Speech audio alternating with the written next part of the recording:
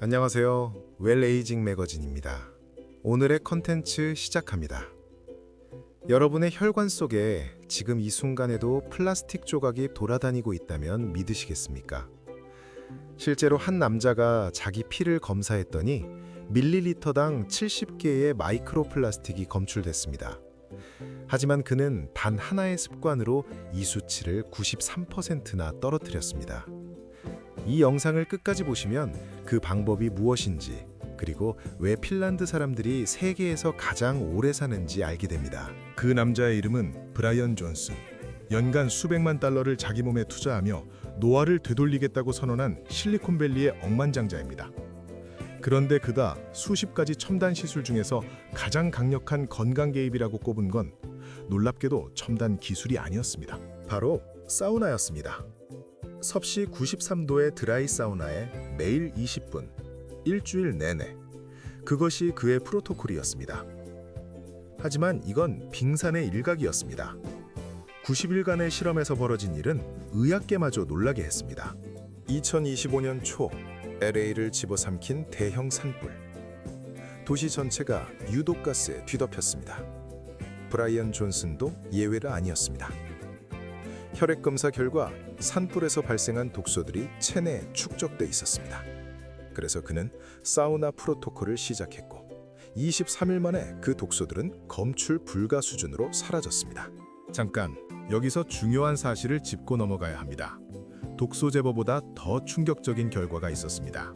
바로 마이크로 플라스틱입니다. 2024년 10월 그의 혈액에서 밀리리터당 70개의 마이크로 플라스틱이 발견됐습니다. 사우나를 시작한 뒤 2025년 5월에는 10개로 85%가 감소했고 6개월간 그 수준을 유지했습니다.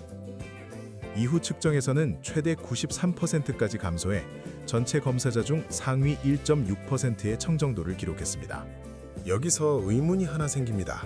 단순히 땀을 흘렸을 뿐인데 혈관에는 어떤 변화가 있었을까요?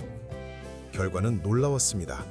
중심 수축기 혈압이 12.6% 감소했고 중심 맥압은 28.6%나 떨어졌습니다. 48일 만에 그의 동맥은 약 10년이나 젊어졌습니다. 하지만 이야기는 여기서 끝나지 않습니다. 사우나에는 치명적인 약점이 하나 있었습니다. 고온이 남성의 생식 건강을 해칠 수 있다는 것.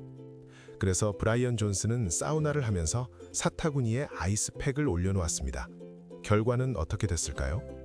21일 만에 생식력 마커가 31% 상승해 역대 최고 수치를 기록했고 정자 품질이 일반적인 건강 기준을 크게 상회하는 수준에 도달했습니다. 여러분, 지금 이 순간을 주목하세요. 그가 실험 정신으로 아이스팩을 제거하자 생식력 수치가 절반으로 급감했습니다. 그래서 다시 아이스팩을 적용하니 수치가 회복됐습니다. N대 1의 단일사례지만 이 결과는 사우나의 이점을 포기하지 않으면서 부작용을 관리할 수 있다는 가능성을 보여줍니다. 자, 이제 진짜 핵심으로 들어가 보겠습니다. 브라이언 존슨의 결과가 단지 억만장자의 특이한 취미일 뿐일까요? 이 질문에 답을 줄 수 있는 나라가 있습니다. 인구 550만에 사우나가 330만 개인 나라, 바로 핀란드입니다. 핀란드 동부에서 2315명의 중년 남성을 무려 20년 넘게 추적한 연구가 있습니다. 쿠오피오 헌혈성 심장질환 연구, 야리라우카는 교수팀이 수행했고 미국 의학협회의 내과학 저널인 자마 인터널 메디슨에 실렸습니다. 그 결과가 왜 충격적인지 바로 다음에 밝혀집니다. 주 4회에서 7회 사우나를 이용한 사람들은 주 1회만 이용한 사람들에 비해 돌연 심장사 위험이 63% 감소했습니다. 관상동맥 심장질환 사망 위험은 48%, 심혈관 질환 사망 위험은 50%, 그리고 모든 원인에 의한 전체 사망률이 40%나 감소했습니다. 이 숫자를 더 직관적으로 보겠습니다. 1천인대 연당 심혈관 사망률을 비교하면 주 1회 사우나 이용자는 10.1명이 사망했습니다. 주 2에서 3회는 7.6명. 그런데 주 4에서 7회로 늘리면 2.7명으로 급감합니다. 사우나 빈도가 말 그대로 생과 사를 가른 셈입니다. 그런데 이건 남성만의 이야기가 아닙니다. 2018년 후속 연구에서 남녀 1,688명을 15년간 추적한 결과 주 4회에서 7회 사우나 이용자는 심혈관 사망 위험이 약 77% 감소한 것으로 나타났습니다. 남녀 차이는 통계적으로 유의하지 않았습니다. 사우나의 보호 효과는 성별을 가리지 않았던 겁니다. 여기서 가장 중요한 질문입니다. 도대체 왜 뜨거운 방에 앉아 있는 것만으로 이런 결과가 나오는 걸까요? 비밀은 우리 몸 안에 숨어 있습니다. 사우나의 극한 열기에 노출되면 우리 몸은 열 충격 단백질이라는 특수한 분자를 대량 생산합니다. 이 단백질은 손상되거나 잘못 접힌 세포 내 단백질을 복구하고 새로운 단백질이 정상적으로 기능하도록 돕습니다. 미토콘드리아의 효율을 높이고 면역세포가 스트레스에 더 빠르게 반응하도록 훈련시킵니다. 쉽게 말하면 이렇습니다. 사우나에 들어가면 심박수가 분당 120에서 150까지 올라갑니다. 혈관이 확장되고 혈류량이 급증합니다. 이 생리적 반응은 빠르게 걷기나 가벼운 조깅 같은 중등도 유산소 운동을 한 것과 유사합니다. 그래서 사우나를 규칙적으로 하면 동맥 경직도가 감소하고 혈압이 낮아지며 혈관벽이 유연해집니다. 하지만 사우나의 혜택은 심장에서 끝나지 않습니다. 열에 반복 노출되면 백혈구와 사이토카인이 활성화돼 면역 체계가 강화됩니다. 또한 뇌에서는 BDNF라는 신경 영양인자가 증가합니다. 이 물질은 신경 가소성을 촉진해서 우울증과 불안 증상을 완화하는 데 도움을 줍니다. 실제 임상에서 전신 온연료법 후 우울증 점수가 최대 6주까지 개선된 사례가 보고됐습니다. 자, 여기까지 들으시면 이런 생각이 드실 겁니다. 나도 당장 사우나에 가야겠다. 하지만 잠깐, 고혈압이 있거나 혈압약을 드시는 분이라면 이 다음 내용을 반드시 들으셔야 합니다. 결론부터 말씀드리면 안정적인 고혈압 환자는 사우나를 이용할 수 있습니다. 조건부로요. 오히려 라우카넨 교수의 연구에 따르면 주 4회에서 7회 사우나 이용자는 고혈압 발생 위험이 47%나 감소했습니다. 사우나 중 혈압은 일시적으로 상승할 수 있지만 끝나고 나면 오히려 혈압이 낮아집니다.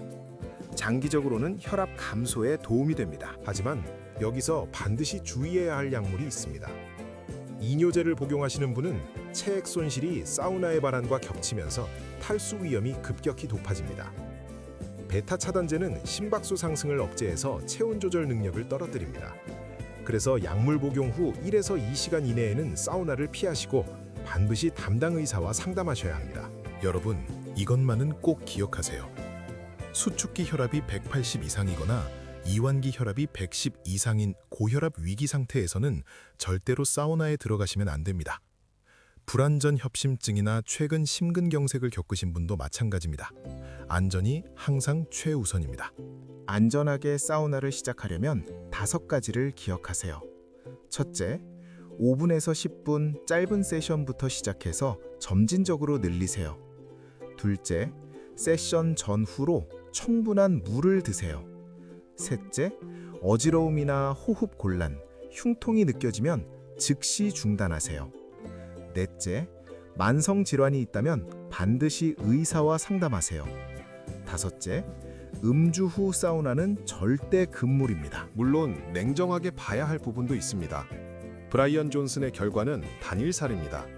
그는 사우나만 한 게 아니라 수십 가지 건강 개입을 동시에 하고 있고 핀란드 연구도 엄밀히 말하면 관찰 연구입니다. 하지만 20년간 2,315명을 추적한 데이터와 후속 연구들이 같은 방향을 가리키고 있다는 점은 무시하기 어렵습니다. 결국 사우나는 단순히 땀을 빼는 행위가 아닙니다. 혈관을 젊게 하고 체내 독소를 제거하며 면역력을 키우고 마음까지 치유하는 종합적인 건강 도구입니다. 핀란드인들은 이미 수백 년 전부터 알고 있었던 겁니다. 중요한 건 오늘 여러분이 어떤 선택을 하느냐입니다. 오늘의 컨텐츠는 여기까지입니다. 다음 영상에서 또 다른 건강한 컨텐츠로 찾아뵙겠습니다. 웰에이징 매거진이었습니다.